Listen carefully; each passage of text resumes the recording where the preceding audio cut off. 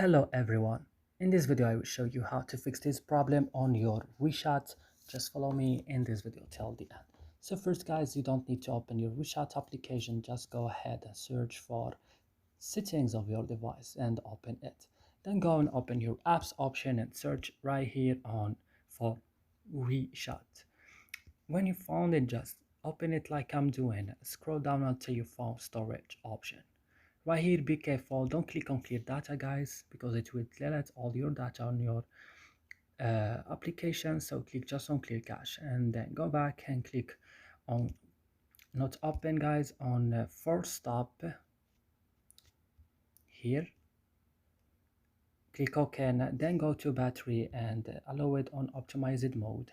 Also you can go to set as a default open supported links and then go back to permission and and allow these options right here. And right now go to your Play Store, update your WeChat on the last version, then restart your phone. That's it. I hope this video is useful for you. Don't forget to like, subscribe in our channel. See you in another video.